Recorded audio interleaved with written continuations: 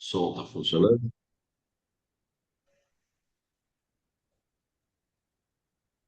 Estamos hoje no Centro Espírita Caminho da Luz, na cidade de Botucatu, hoje 19 de julho de 2026, 9 horas e 30 minutos da manhã. Trazemos hoje o tema Quem não vive para servir, não serve para viver. Que a paz do Mestre Jesus envolva nossos corações. Estimados irmãos, estimadas irmãs, é uma alegria imensa e uma profunda honra estarmos reunidos mais uma vez para essa sagrada tarefa de esclarecimento, de reflexão, consolo e comunhão espiritual. Hoje abordaremos o caminho, a verdade e o propósito do serviço. O próprio Mestre Jesus nos asseverou, disse ele: Eu sou o caminho, a verdade e a vida, e ninguém vai ao Pai senão por mim. Diante disso, cabe-nos fazer uma pergunta fundamental para nós mesmos: qual é verdadeiramente a verdade? Qual é o caminho que o Mestre nos convidou a seguir?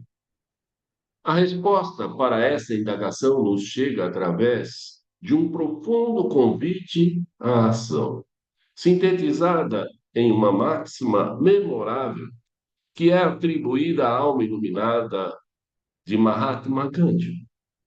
Ele pregou: quem não vive para servir, não serve para viver.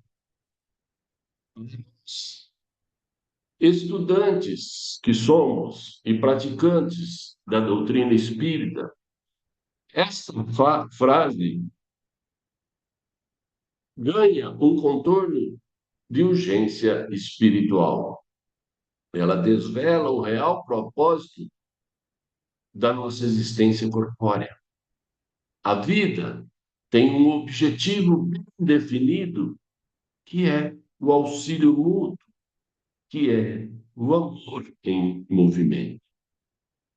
Longe, muito longe de ser um fardo, o serviço ao próximo é o próprio mecanismo que Deus nos concedeu para exercitarmos a nossa transformação, a nossa reforma íntima. Porque servir é amar, e amar é a única forma de evoluir. Servir é amar, e amar é a nossa possibilidade de evolução. A reencarnação é uma escola.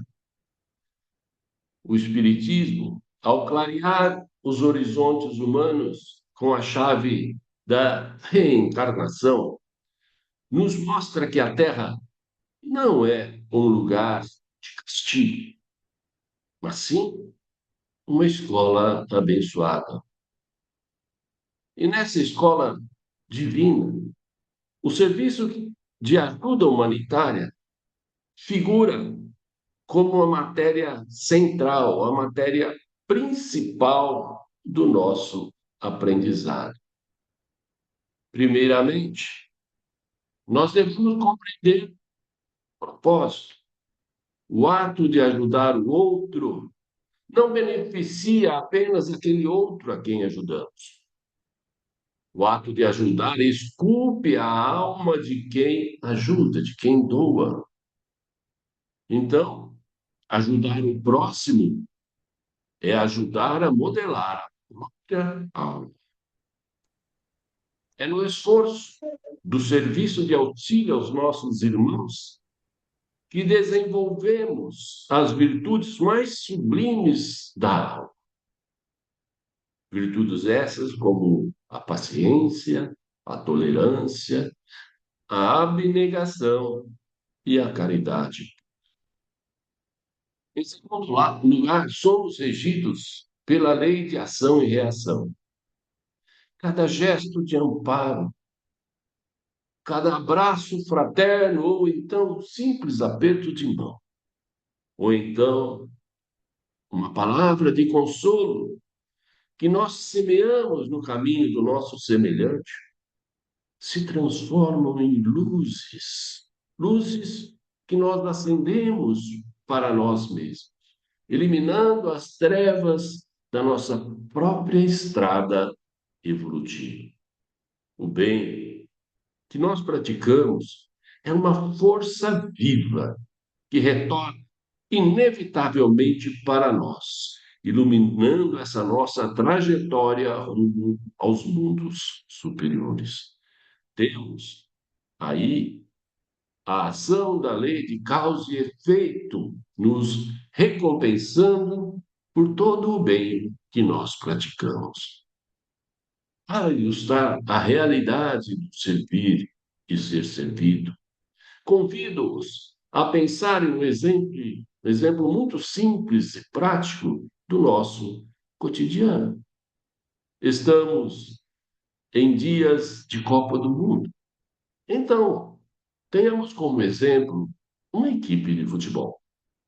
Se em campo alguns jogadores decidirem não recuar para ajudar na defesa, ou então, se decidirem reter a bola apenas para si mesmo, recusando-se a passá-la ao companheiro melhor posicionar, o time inevitavelmente perderá a partida. O que popularmente se denomina jogar em equipe nada mais é do que a prática do servir e ser servido. O egoísmo de alguns isola e inviabiliza a capacidade dos outros, trazendo como consequência, um enorme prejuízo em geral. Na grande jornada da vida, o mecanismo é rigorosamente o mesmo. Se nos recusarmos a colaborar com o progresso em comum, e se nos recusarmos a estender as mãos para a humanidade, perdemos aí o próprio sentido do que é viver em sociedade. Como destaca o estimado médio Divaldo Franco, o egoísmo é a chaga social que mais atrasa a evolução espiritual da Terra. Fomos feitos para a cooperação mútua e nunca para o isolamento.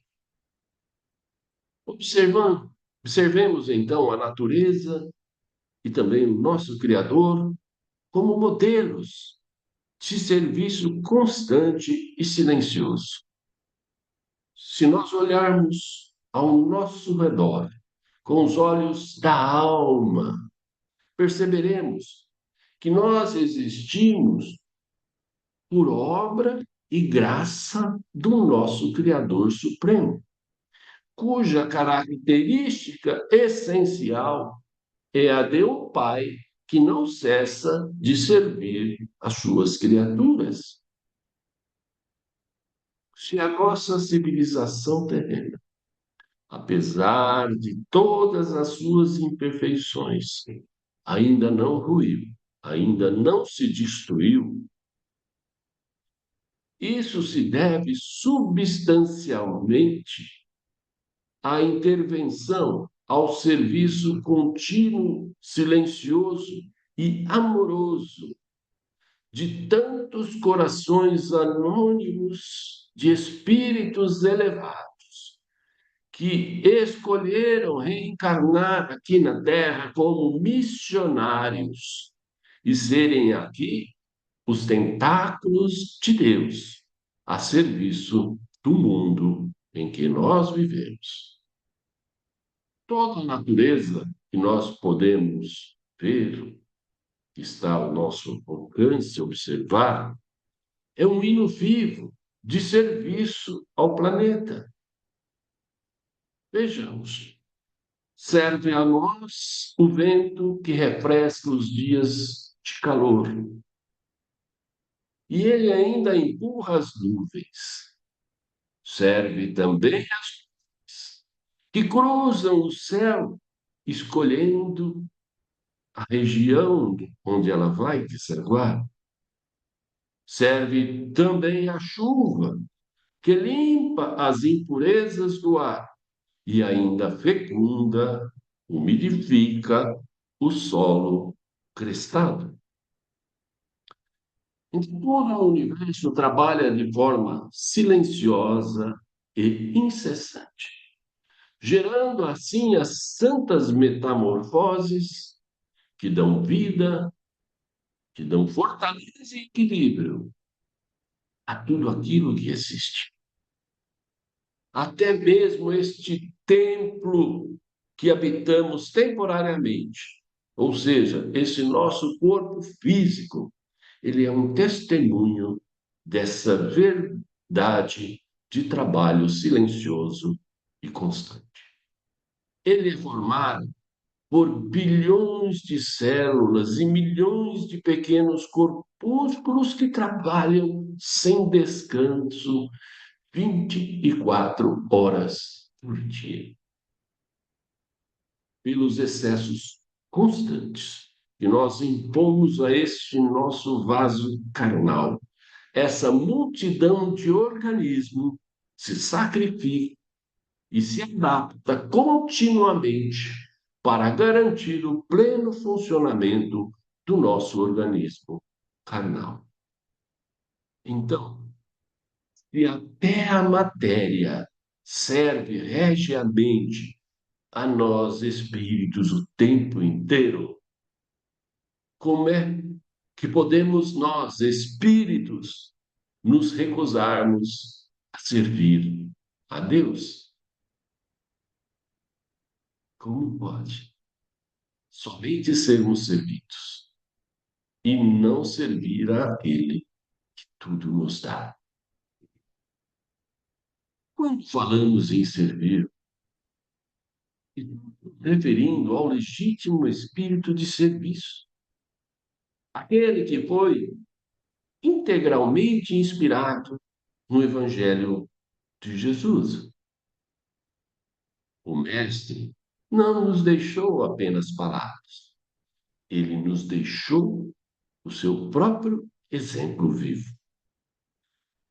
Lá nas páginas sublimes do Evangelho de Lucas, capítulo 22, parágrafo 27, encontramos o Cristo a questionar com doçura, dizendo assim: pois qual é o maior? Aquele que está sentado à mesa para ser servido, ou aquele que de pé o serve? Não é o que está sentado à mesa. Ao passo que eu, disse Jesus, entre vós, sou como aquele que serve. Essa é então uma clara alusão de Jesus dizendo que ele veio ao mundo para nos servir. Então agora ficou claro. Jesus veio para servir. E nós viemos para aprender com ele, o nosso maior exemplo, a ser um servo do Senhor. Portanto, servir também. É assim que nós estaremos copiando o modelo Jesus. Mas também no Evangelho de Mateus, capítulo 20, parágrafo 26, o nosso meio rabi reafirma a inversão dos valores humanos perante a contabilidade divina. Todo aquele que quiser entre vós fazer-se grande, ele seja o vosso serviçal.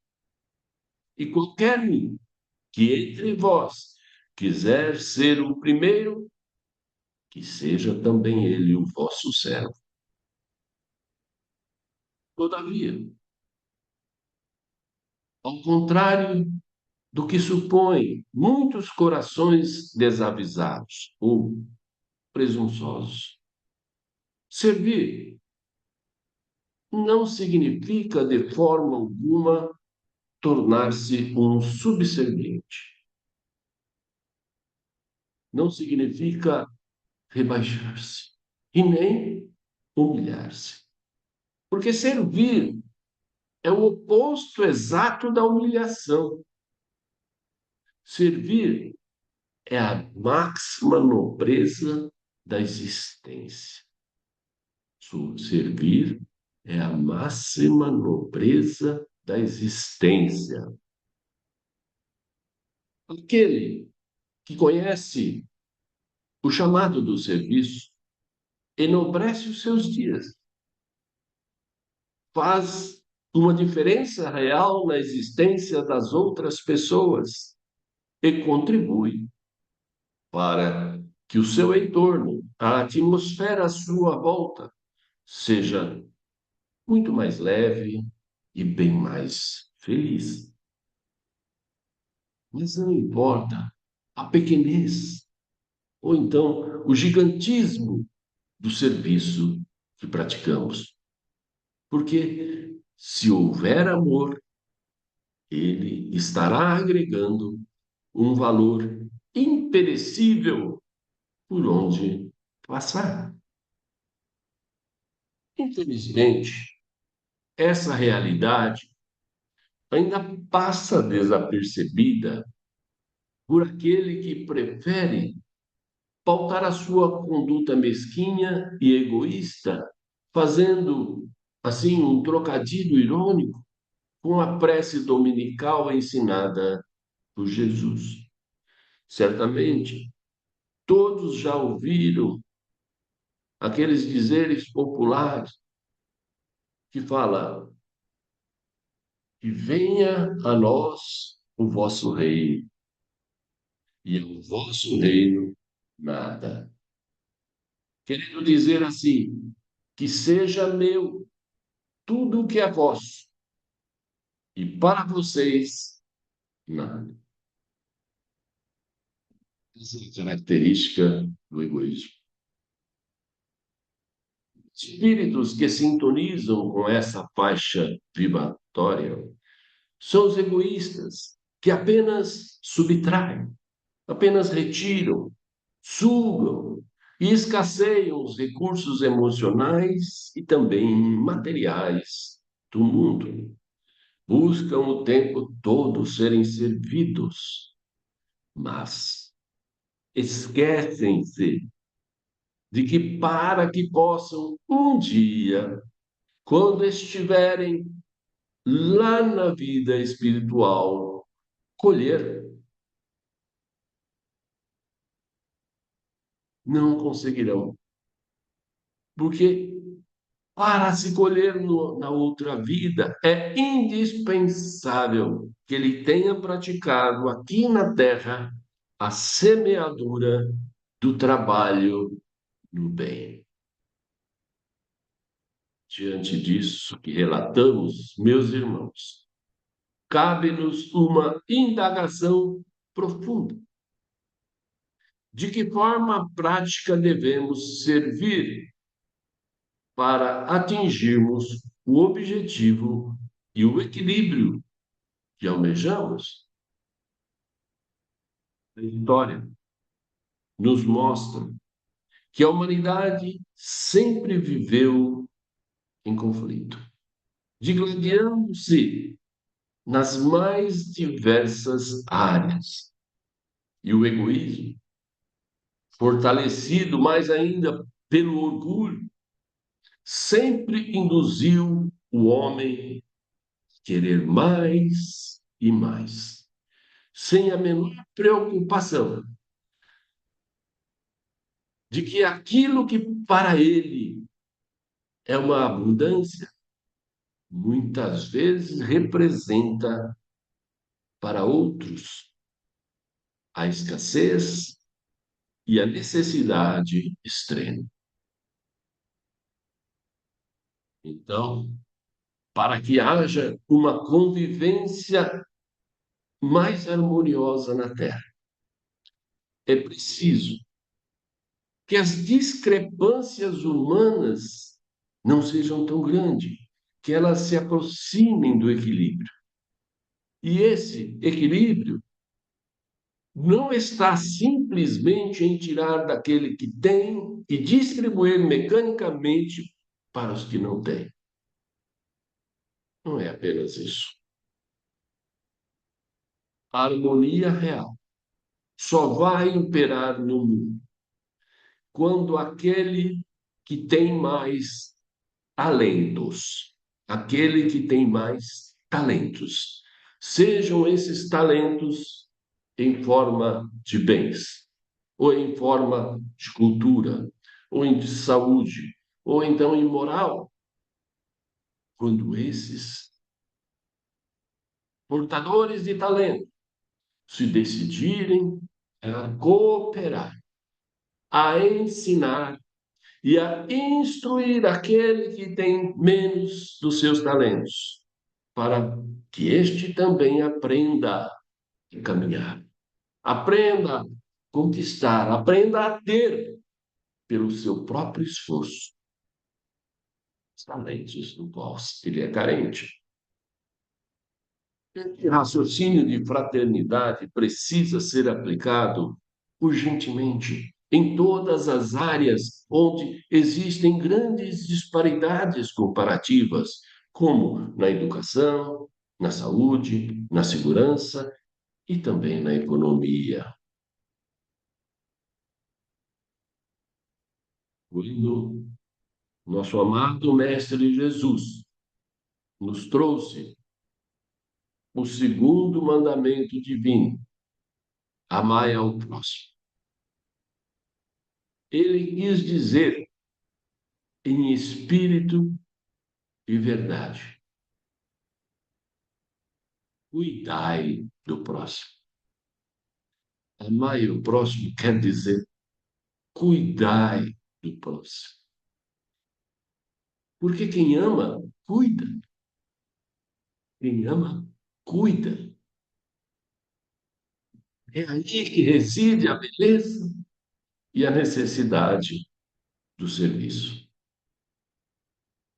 Então, a qualquer momento, ou em qualquer lugar, seja dentro da nossa profissão, seja então no recesso do nosso lar, ou no uso das nossas habilidades diárias, em meio àquilo que nós temos de melhor, sempre teremos a abençoada oportunidade de servir a alguém que necessita.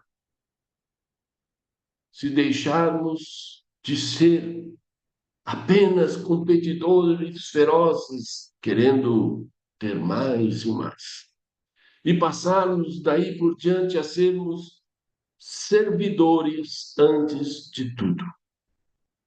Nunca mais existirão irmãos caídos, pedindo socorro pelos caminhos por onde nós transitarmos. O Espiritismo nos ensina que a transição planetária é um fato. Contudo, nós só iremos para o tão esperado mundo de regeneração quando direcionarmos para o nosso próximo os serviços classificados como virtudes celestes, que são a paciência, a tolerância, a indulgência, o perdão, o amor e a caridade ativa. Não há outro caminho. Este é o único. Este é o caminho do Cristo. Caminho que ele pediu para que nós seguíssemos. Mas o Mestre também nos adverte com firmeza no Evangelho de Lucas, capítulo 12, parágrafo 47. Disse ele assim: aquele servo que soube a vontade de seu senhor e não se percebeu, e não obrou conforme a sua vontade, muitos açoites lhe serão dados. Muitos açoites lhe serão dados. meus irmãos, entendam a palavra açoites como dificuldades, dores, doenças e sofrimentos. Todos nós já conhecemos a vontade do Senhor, todos nós. Devemos apenas agir conforme Sua vontade. Quando finalmente entendermos que é infinitamente melhor servir do que ser servido e aplicarmos este ensinamento de Jesus no nosso dia a dia, nós teremos, a partir daí, uma civilização convivendo em perfeito equilíbrio e harmonia. Será verdadeiramente o início da Terra regenerada, o início do mundo de regeneração. Eu abro aqui um parênteses para observar que daqui para frente, a net, a tecnologia estarão fazendo parte de nossa vida o tempo todo, ocupando todos os nossos afazeres. Vivemos um momento de singular característica na história deste nosso planeta. É a época da transição planetária, onde a tecnologia avança a passos largos. E para que nós possamos evoluir intelectual e moralmente, nós necessitamos que as tecnologias sejam cada vez mais inteligentes e mais eficientes, para podermos estar em condição de adentrarmos a mundos mais evoluídos. Hoje, os agentes de inteligência ou os assistentes virtuais realizam tarefas complexas, otimizam o tempo e automatizam os processos que antes consumiam horas e horas do nosso dia diário. E a mensagem que trazemos é de um alerta fraterno. Este alerta visa acordar a todos nós diante do perigo do isolamento automatizado, perigo de ficarmos o tempo inteiro entretidos com as novidades e com as possibilidades que a evolução tecnológica nos apresenta. Não podemos permitir que a facilidade dos algoritmos substitua o calor do afeto humano. Não podemos trocar a tecnologia pela possibilidade do afeto humano. Não podemos delegar a nossa sensibilidade a uma máquina. A inteligência artificial deve ser compreendida e muito bem compreendida como sendo uma ferramenta de libertação e não uma ferramenta de alienação. Agora, observemos: se os agentes virtuais nos devolvem, vão nos devolver cada vez mais o tempo que perdíamos em tarefas mecânicas, com seus robôs, com a tecnologia das informações, esse tempo que podemos chamar de tempo recuperado, ele deve ter um destino nobre. Para isso que Deus permite, para que nós tenhamos esse tempo e destiná-lo de uma maneira nobre. Este tempo deve ser utilizado para o exercício da caridade viva. A tecnologia vai nos dar cada vez mais o tempo. E o Evangelho vem nos dizer o que nós devemos fazer com este tempo. Segundo o Evangelho, nós devemos usar esse espaço vago para aquele olho no olho, para fazermos aquela visita fraterna, para o amparo aos necessitados e para o serviço ativo na seara do bem. Afinal de contas, servir a Deus não é apenas se ajoelhar e orar entre as paredes de um templo ou nas paredes de um quarto de nossa casa. Ser um servo do Senhor é fazer vida inteira um hábito diário de amor, um hábito diário de amor, servindo ao próximo com a mesma dedicação que gostaríamos que o próximo nos servisse.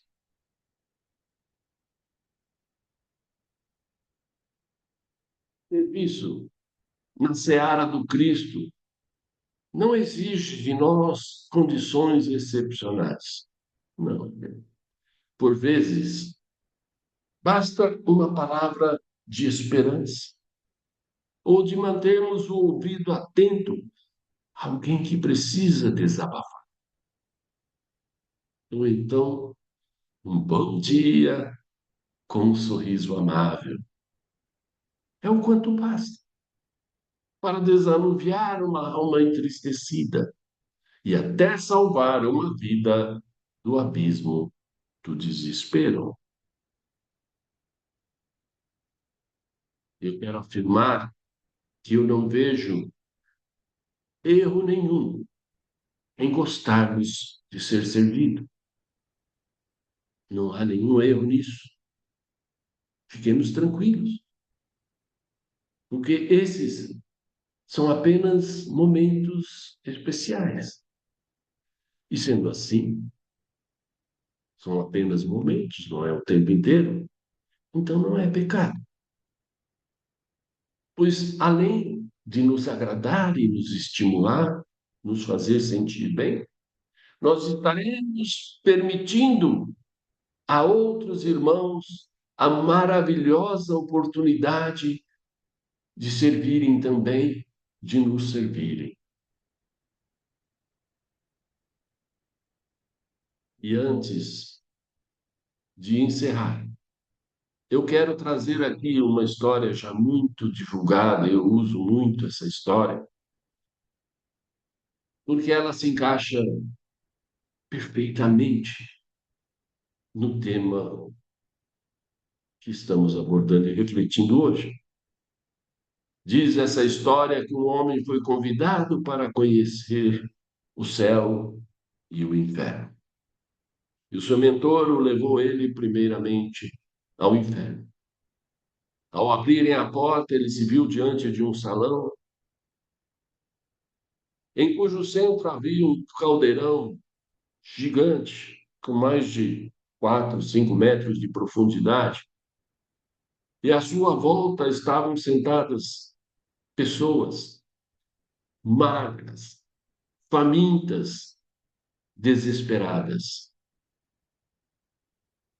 Cada uma delas segurava uma colher com um cabo bem comprido, também de 4, 5 metros essa colher, que lhes permitia alcançar aquele alimento cheiroso, maravilhoso, apetitoso lá no caldeirão.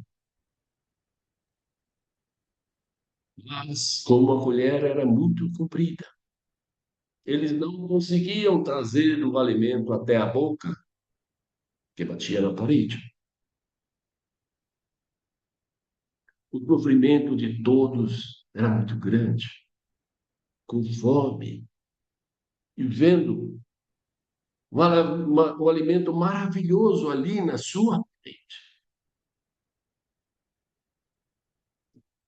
Saindo dali, desesperado, o seu mentor o levou para a porta do céu. Ao abrir a porta, tal não foi a sua surpresa porque a sala era idêntica, sem tirar nem pôr. Era igual à sala do inferno. Havia o mesmo caldeirão profundo, com uma sopa cheirosa, maravilhosa, e em volta as colheres de cabo comprido. A diferença é que eles estavam felizes, saudáveis e saciados. O homem olhou seu mentor e disse: Eu não compreendo. Por que que as pessoas estão tão felizes, enquanto na outra sala eles morrem de fome? Se nos dois ambientes é tudo exatamente igual. E veio a resposta de seu mentor. Você não percebeu, meu filho? É porque aqui no céu eles já aprenderam a usar a colher comprida para servir a comida uns aos outros.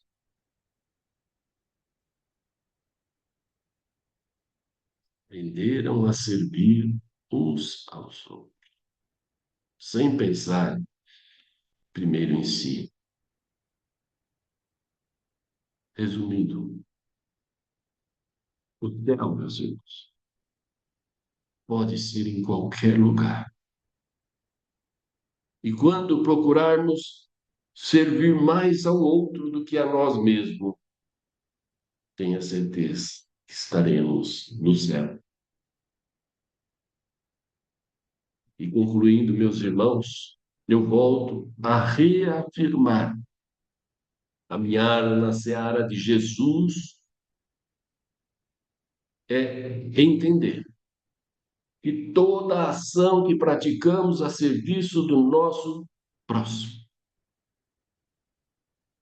é uma centelha de luz que fará resplandecer a nossa própria estrada, clareando essa nossa senda rumo aos mundos de paz e de regeneração. E ao retornarmos para a nossa vida diária, levemos no recesso da alma a certeza de que a utilidade é o selo da nossa fidelidade ao Criador. E para encerrar essas nossas reflexões de agora, deixo no coração de cada um de vocês uma verdade muito simples, que resume em uma frase, o imenso roteiro que um verdadeiro cristão deve seguir. Se sentir no céu. Se sentir no céu. É caminhar pela terra, servindo aos nossos irmãos. Se sentir no céu é caminhar pela terra, servindo aos nossos irmãos. Muita paz a todos. Que o Mestre Jesus nos abençoe, hoje e sempre. Que assim seja. Muito obrigado.